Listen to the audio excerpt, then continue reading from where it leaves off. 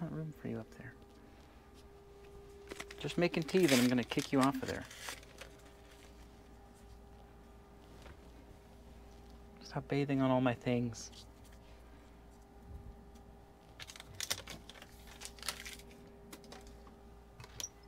All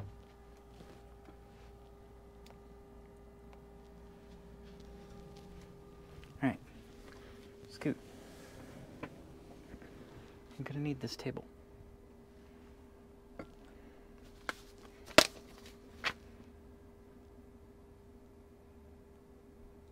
There are lizards on this tree outside, and he's really enjoying that. Okay, I want to try something new.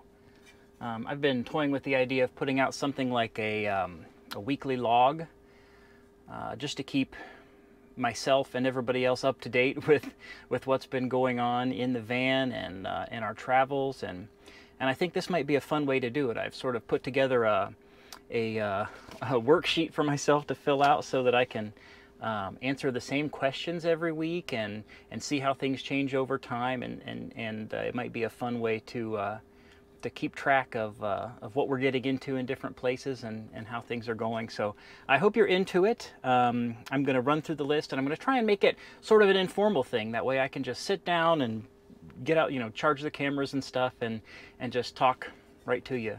And hopefully you reply, leave me some comments and add some questions, and all that'll come up. But this first one's going to be for last week. I'm going to drop 2 of them at once here because it's already time to put out this week's log. But last week was really our first normal week in the Keys. So I'm going to do the week of November 26th. It would be the Sunday that I would have put this out, and that would have been the end of week 3 of our Florida Keys contract. And that's right, we're here in the Florida Keys. Sandy got a job at Lower Keys Medical Center, and it's on Stock Island, the last island before Key West, and it's pretty cool. So the first question, again, I'm gonna try to be brief, but I'm not going to succeed, I'm sure. What have you been up to? What's your average day like? Do you have any remarks? That's what I'm asking myself, and I think for this week, it's really just been about finally getting into the groove. It's our first normal week of 312s. Last week was 5 days of like variable shifts and orientation and doing modules, and some of it was at home, some of it was at different buildings. It was stressful for both of us. We like our simple routine and our expected plans. We thrive on that. As crazy as it is, the rest of we need some semblance of stability, because the rest of our life is just so up in the air, just winging it. And so we've just been starting to dip our toes, sometimes literally, here in the Keys, and it's been good. Second question is, have you found any good spots lately? And that's what I'm excited to share with you guys as we move around the country. Drop little hints and cool places that we've found. And so what I have to share this week is where I've been hanging out while Sandy's at work. And what I'll do is I'll drop her off at the hospital, and I will drive down to some street side parking along the A1A. It's on the east and south side of Key West. And there's a row of parking spots that point the van door right out at the water. And I'll actually park in one spot. And I've been setting up and putting up a GoPro and making a time lapse of the sunrise. Actually, quite a few mornings now, and it's just been a great spot to get a sunrise time lapse. And then once the sun starts beaming in the front window of the van, like it does at that spot, I'll scoot around to the east side of the island behind some mangroves, get a little bit less direct sun in the shade, and it's been pretty cool. There's a lot of wildlife, and the water's so clear there, you can just peek down and see the little crabs and fishes and stuff go by in the water. And so that's what I'll do in the morning, and then at about 10 I'll come over to where I am right now, actually, which is the Florida Keys Tropical Forest and Botanical Garden. And I actually joined as an annual member here for the time that we're here, because it's such a nice spot. in these last two keys here where everything's kind of developed and you've got Old Town on Key West and all the modern buildings and stuff. This is actually a botanical garden that was set aside in the 30s and planted with all kinds of tropical and Caribbean plants, and is now preserved and has a lot of native flora and stuff that would have been here before the islands were developed. And it's really nice to go out there and walk around and see some of these old big mahogany trees and gumbo limbo. And I'm sure I'll make a video of some neat plants. I've already got some cool footage from walking around in there. And they happen to have this little corner right here, which is a shady parking spot, and the shade lasts all day, although they kick me out at 4, so that's usually when I boot and go pick Sandy up. So there's lots of spots that I'll talk about soon. So I've got some coming. Third up, what have you been eating? Because that's always, oh, there's a really cool hawk just landed right in front of me. I'm not going to be able to get a shot of him.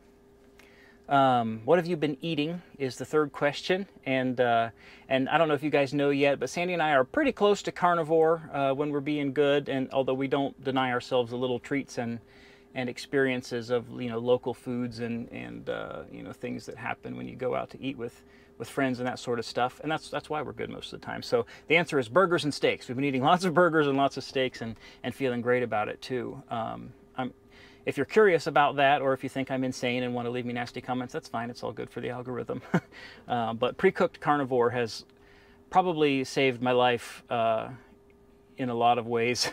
Traveling in the van, it's been so simple just to be able to reheat some grilled meats and not have to worry about a lot of dishes or a lot of food prep or food waste. I can pre-cook and then freeze meat and not have to worry about it.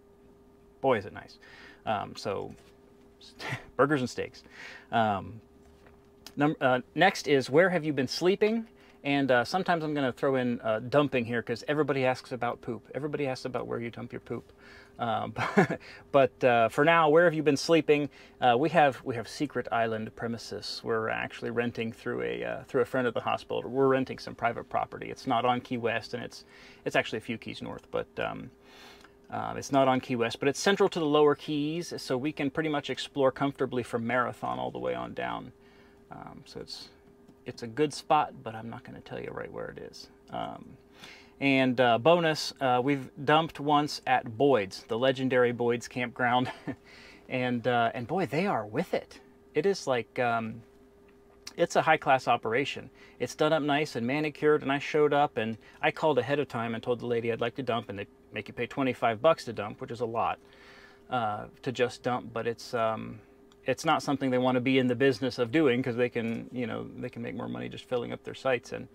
And I showed up and got out of the van. Before I even hit the pavement, a gentleman came up to me like a concierge. He was like, "Excuse me, sir, you will need your driver's license, your license plate number, your reservation number," and all of this stuff. He started listing out. I'm like, "Ooh, I just called ahead. I'm just dumping my tanks."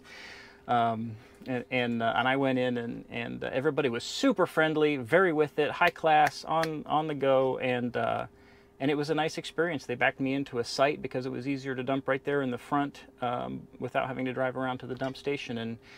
And boom, if you're desperate down here, it was $25, but beggars can't be choosers in those sorts of situations.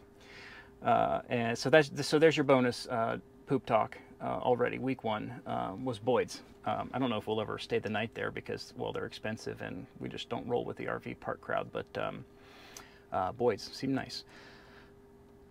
So that's the basics, and then I've got a few questions here about life in general. Are there any new problems? And that's kind of vague, right? But we do have a new problem, and right now our water pump is being annoying. It's going to make a liar out of me. If I turn the water on, the pump will run. I'll run a faucet and shut it off. And normally it's pressure based. You shut it off and it stops. And so now I'll shut it off, and I'll shut water off, and the pump will just keep brrrr, and it's annoying. And we've had this happen one time before. It turned out our sink was starting to drip, and it was letting a little pressure bleed through. And I actually replaced the faucet, and that solved that. But that's the new problem that I have to think about fixing is our water pump issue. Maybe it's just getting old. it's been on for 3 years. You know what I mean? Well, not on, but it's been working well for us for 3 years, and maybe it's time to investigate that situation. Up next is what have you fixed?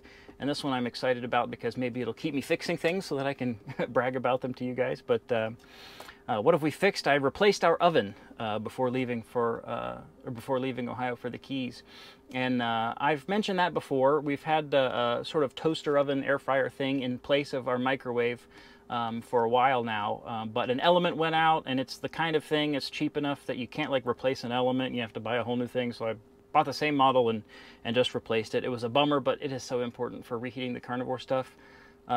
It's just crucial for the way we go. And number 3 of this is what problems are you ignoring?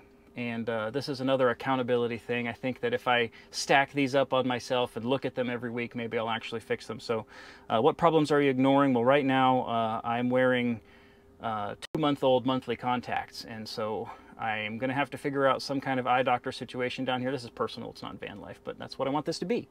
Is I'm going to have to figure out some place to go get a new eye exam, or at least verify my old prescription and get some new contacts, because this isn't going to work for long. I have terrible eyes. I'm very, very nearsighted, and I've got an old pair of gas perms in there that I don't even know if I could tolerate anymore. But so that's my big problem.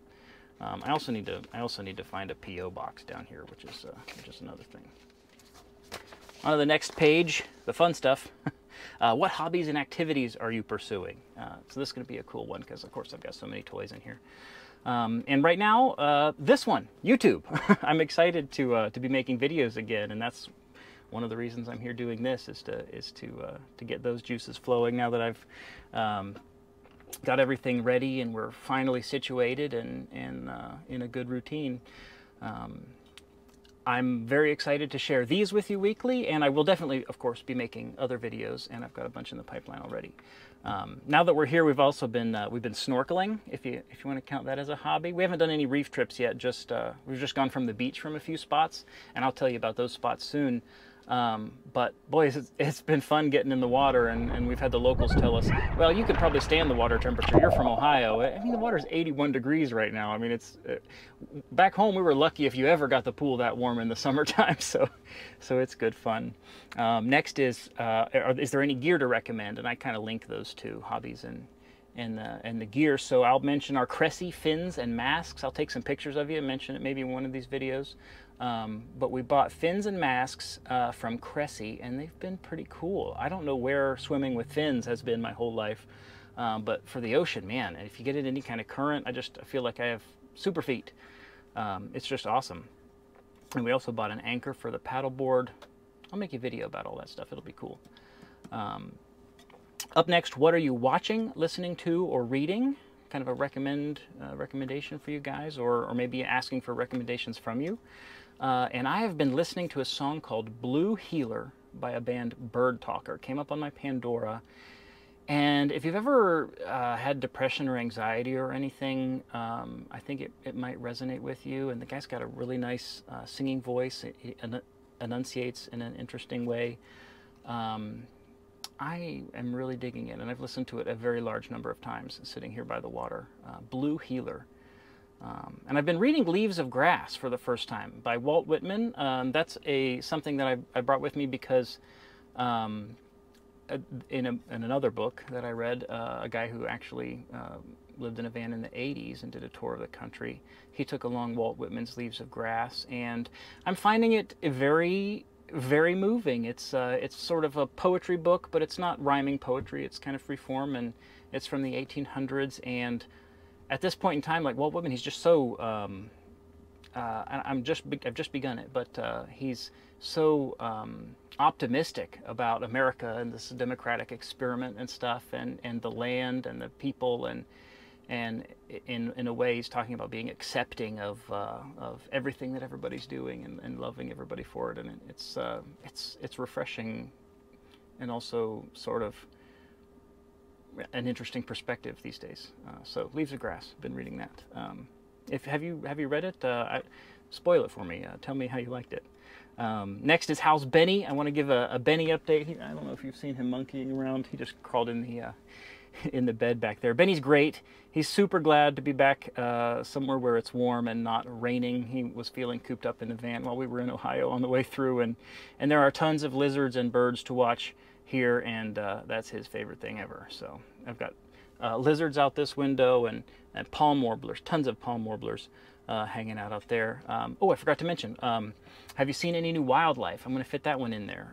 And here at the garden, I have seen the elusive white-crowned pigeon. That's it sounds so exciting, right? A pigeon. The white-crowned pigeon is native to here, the Everglades, and a couple places in like Cuba or Bahamas, the Caribbean. Anyway, very local. Occasionally in Texas, very southern Texas, and it's pretty neat. Pretty neat to see that guy. A place where the very few food sources that they eat grow here in the garden, and it's that was a nice little find. And I've been watching horseshoe crabs and blue crabs and other stuff along the A1A there in the morning. I'll peek my head over the seawall and see stuff going by. I saw a couple pairs of horseshoe crabs and a couple pairs of blue crabs. They were mating in the full moon this week. It was really, really interesting. I can't wait to start IDing all the little reef fishes and stuff we see when we're snorkeling. That'll be cool. And last but not least, any questions, and I hope to include any questions you guys send me, anything you're curious about in this section. So I don't have any right now, but I have questions for you. Do you like this? I want to use it as a way to keep you guys updated, and like I said, I'll still make other videos, but if you like this weekly update thing, let me know. Keep asking questions and checking in, and I'll keep letting you know what we're up to on a week-by-week basis. That's it. I hope to get better at making it succinct and pithy without being laconic, as Dr. Ken Berry would say. But for now, this is what it is. I'm going to cut in some cool clips of the things I'm talking about if I have them, and keep sharing. And if you keep watching, I'll keep putting them out. I'll keep putting them out anyway. Thanks for watching.